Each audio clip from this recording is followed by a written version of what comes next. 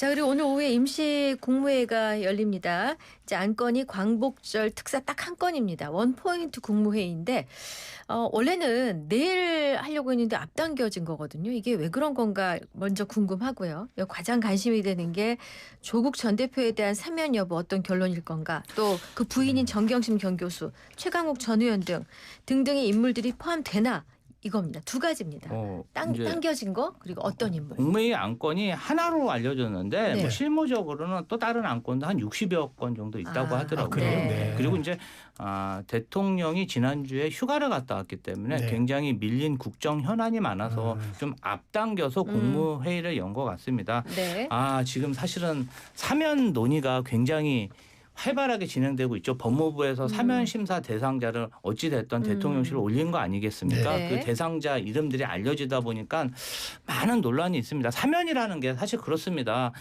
사법 체계를 뛰어넘어 대통령이 어떠한 법 체계를 뛰어넘는 그러한 결정을 하는 거기 때문에 그게 대통령의 고유 권한이고 사실은 국민들의 어떠한 법 체계에 대한 법 감정 이런 것까지 생각하면은 여당 일원으로서 좀 송구하고 이런 마음들은 있습니다. 하지만 저는 대통령의 고유 권한이기 때문에 이것도 좀 존중받아야 된다. 그런 의미에서 보면은 이번에 정찬민, 홍문종 그리고 심학봉 전 의원 같은 경우는 사실은 그 범죄 혐의가 아주 질적으로 나쁜데 우리 그 여당의 대표가 야당의 대표가 직접 텔레그램으로 이렇게 비서실장한테 건의해가지고 반영이 된 것 같습니다. 제가 참 국민들한테는 송구한 마음이 있고 대통령의 고유 권한을 인정해야 된다고 생각하지만 국민의힘에서 그런 인사를 추천해 놓고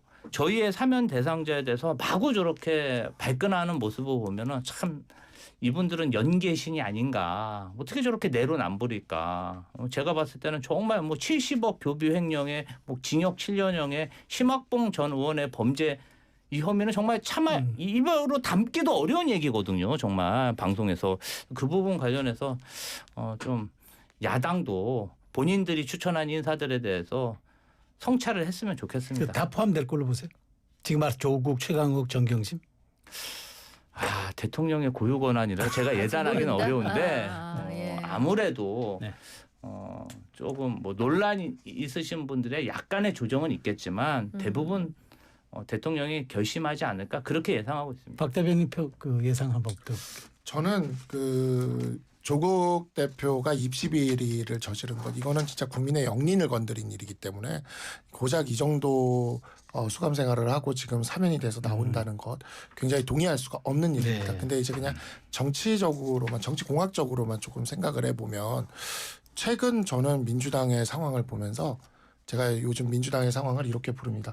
명청교책이라고. 명청교책이 과거 명나라와 청나라 사이가 이제 막 권력 교체할 때 예, 맞아요. 그러니까 이제 우리 이재명 대통령이 명나라, 정청래 대표는 청나라. 그래서 이게 이제 명청교체기가 3개월 만에 8주 만이죠. 8주 만에 명청교체기가 명말에 접어들어서 명청교체기가 지금 펼쳐져요. 그게 이제 몇 가지 좀 요소가 있는데요. 징후가 있는데 첫 번째가 이제 어찌 보면 명심이 많이 담긴 걸로 보이는 박찬대 후보가 강선우 여가부 장관 후보자에 대해서 물러나야 된다는 식의 얘기를 하고 17분 만에 사퇴를 했단 말이죠. 근데 정청래 대표가 되자마자 강선우 후보를 울타리 안에 넣어준다고. 국제위원장 유임시켰죠? 네, 울타리 안으로 보호해주겠다고 그랬어요. 그러니까 이게 뭐냐면 이거는 대놓고 약간 박찬대 의원의 이야기나 그 뒤에 이재명 대통령의 이야기에 대놓고 뭔가 이렇게 선을 긋는 느낌이 있었고 두 번째로 이춘석 의원 같은 경우에 보니까 이분이 왜 법사위원장에 대해서 한 번도 들어본 적이 없는데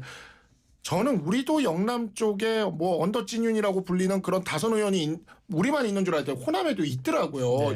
이춘석 의원이 딱 그런 분인데 이재명 대통령이랑 굉장히 활동을 많이 해왔던 분이에요. 그래서 제가 그 탈당을 한다 그랬잖아요. 처음에. 근데 정청래 대표가 제명을 시킨다고 했잖아요. 그래서 제가 그때 딱 뭐라고 썼냐면 명나라 중신을 청나라 족장께서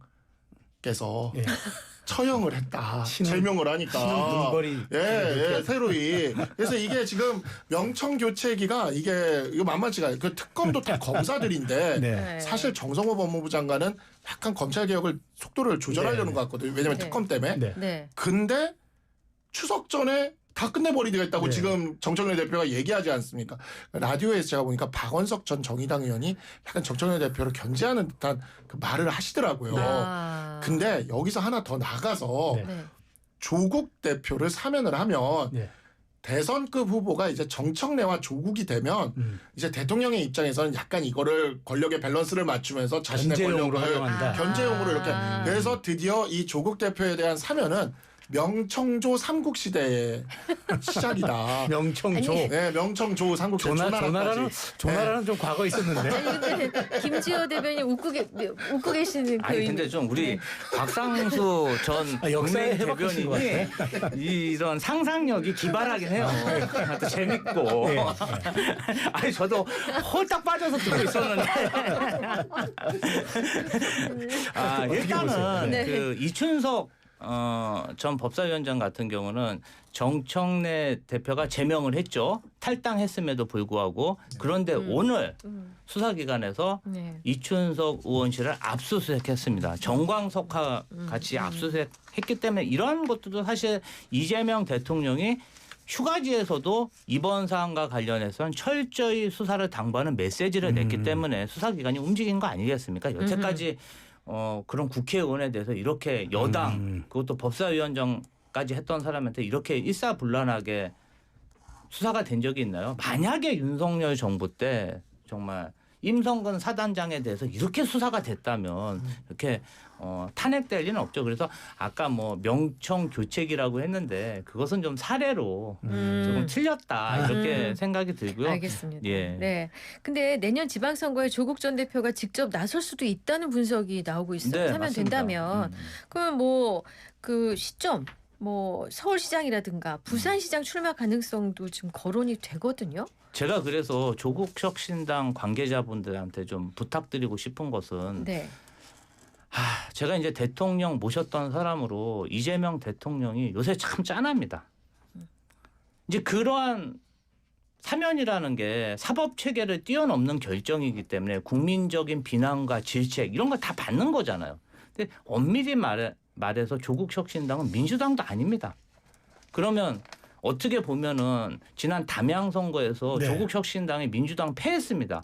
경쟁 상대를 정말 어떤 진짜 끌어안고? 결단으로 네, 네. 해가지고 이 부분 관련해서는 정치 검찰의 무리한 그러한 기획 수사, 탄압 수사, 표적 수사에 대해서 종지부를 찍겠다. 5년 동안 이루어졌던 거 이제 좀 종지부를 찍겠다 이렇게 어떤 결단을 한 건데 자꾸 결정도 나기 전에 어떠한 그러한 선거라든지 이런 공학적 얘기를 하다 보니까 이게 부담이 너무 커지는 거죠. 그래서 사면되기 전까지는 좀 말씀을 아끼시는 게 어떤가. 그리고 이 모든 것을 왜 이재명 대통령이 다 짊어지고 가야 되는지 제가 이제 과거에 모셨던 비서관의 한 사람으로서 네. 마음이 너무 좀 아픕니다. 또 한 명의 논란의 인물이 있습니다. 바로 윤미향 전 의원입니다. 네. 민주당에서는 이제 사법 피해자로 지칭을 합니다. 민영배, 추미애 의원은 마치 이제 해방됐으니까 감옥에서 나와야 된다는 투로 얘기를 하고 있고. 근데 이제 국민의힘은 윤미향 전 의원을 광복절에 사면하는 거는 이완용을 친일 명단에서 빼는 것 같다라고 강력하게 얘기하는데 국민적인 여론도 굉장히 좀 비판적인 것 같습니다. 아 그럼요. 네. 당연하죠. 제가 다른 방송에서 이 윤미향 의원 검토된다고 했을 때 그 얘기를 했거든요. 차라리 크리스마스 특사면은 뭐 산타 할아버지가 윤미향 어린이한테 선물 주는 것처럼 네. 최대한 선회해 보겠는데 다른 날도 아니고 광복절 특사잖아요. 네. 그리고 이번 광복절은요 80주년 광복절입니다. 대한민국이 이렇게 다시 세워지게 된 80주년 광복절이에요. 근데 80주년 광복절 날 위안부 할머니들 일제시대 그 피해를 입었던 위안부 할머니들의 후원금을 횡령한 네. 윤미향 전 의원에 대한 그 사면이 이루어지는 걸 위안부 할머니들이 어떻게 생각을 하겠습니까? 제가 그 김복동 할머니 조의금 횡령 네. 정말 충격적이지 네. 않습니까? 네. 제가 이 얘기를 했더니 다른 방송에서 다른 김지호 대변인이 아닌 다른 민주당 패널이 그거를 뭐 좋은 데 썼다는 거예요. 네. 나중에. 그래서 제가 그 얘기를 했어요. 옛날에 대도 조세형이라고 있었어요. 있었죠. 대도 조세형. 네. 예. 그래서 절도를 보관 제작지만 해가지고 털었죠. 네. 절도를 해가지고 그거를 좋은 데 썼다고 네. 우리가 그 절도죄가 사라진다고 얘기하는 게 아니에요. 재산범죄는 자기 계좌로 그렇게 권한이 없는 자기 계좌로 돈을 받아가지고 옮긴 거면 거기서 횡령죄는 성립이 된 겁니다. 네. 근데 그걸 뭐 좋은데 썼다고 그러면 대도 조세형은 그러면 무죄로 풀어줘야 됩니까? 그러니까 이런 거 아니거든요. 위안부 할머니들의 후원금을 심지어 조의금을 횡령한 거예요. 이런 분을 80주년 광복절에 사면을 한다라는 건 네. 진짜 사면권자는 대통령입니다. 지금이라도 조국 전 대표는 제가 그래요. 뭐 명청조 때문에 그런다고 생각할 테니까 저기 윤미향 전 의원은 빼야 합니다. 꼭 가서 말씀하셔야 돼요. 이거는. 네, 예. 자, 알겠습니다. 자, 그런 이유 때문인지 아까 이제 저희가 대통령 국정 수행에 대한 평가 질문 잠깐 드리려다 말았잖아요. 56.5%가 잘함으로 나왔는데 전주 대비는 6.8%포인트가 낮은 수치였습니다. 개요는 아까 말씀드렸고 그리고 아까 박상수 전 대변인께서는 사면과 이춘석 의원 얘기가 이유가 될 거다라고 얘기하셨는데 어떠세요? 김주호 대변인 원인을 어떻게 보고 계세요? 일단은 뭐 지난주에 저희가 그 대주주 네. 요건 아. 50억에서 10억 낮추는 그 부분 관련해서 논란도 있었고 그다음에 지금 이제 사면 논란도 있기 네. 때문에 네네. 오랜만에 야당에서 그냥 총 공세를 하고 있지 않습니까? 음. 이런 영향이 좀 있는 것 같은데 56.5% 물론 전주보다 6.8% 떨어지긴 했지만 네. 이 자체도 과반수를 넘는 굉장히 높은 수준의 지지율입니다. 뭐 높다고 해서 여기에 네. 안주하면 안 되지만 아직까지 대한민국의 과반수 이상의 국민들은 이재명 대통령을 지지하고 있다. 저는 그렇게 해석하고 있습니다. 알겠습니다. 마지막으로 요 이슈도 한번 짚어봐야죠. 주식 양도세 지금 말씀을 해주셨는데 어제 고위 당정 협의가 열렸는데 결론을 내리지 못하고 추이를 좀 더 지켜보고 숙고하기로 했다 이 정도 나오는데 근데 오늘 이제 14일이 입법 예고 기간의 마지막 날이라 이제 그 전까지 결론을 내줘야 하거든요. 이게 보니까 4050이 많은 주식을 투자하다 보니까 이른바 진보 개미 때문에 지지층의 이탈 때문에 굉장히 민주당이 숙고한다 이런 또 지적도 있습니다. 그러니까 사실 뭐 4050이 아니라 2030도 문재인 정부 때 부동산 가격이 너무 올라버려서 네. 이제는 부동산은 투자 자산으로서 들어가긴 진입 장벽이 너무 높아졌어요.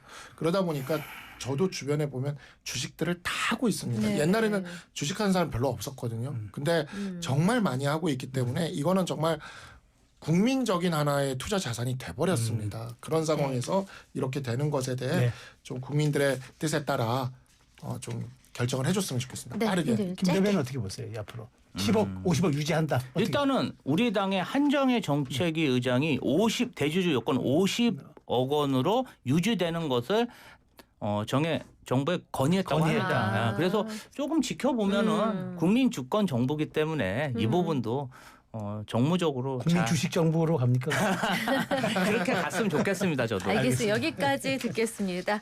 자, 이슈가 먼데이 지금까지 박상수 전 국민의힘 대변인 김주호 더불어민주당 대변인 두 분과 함께했습니다. 감사합니다. 잘 들었습니다. 고맙습니다.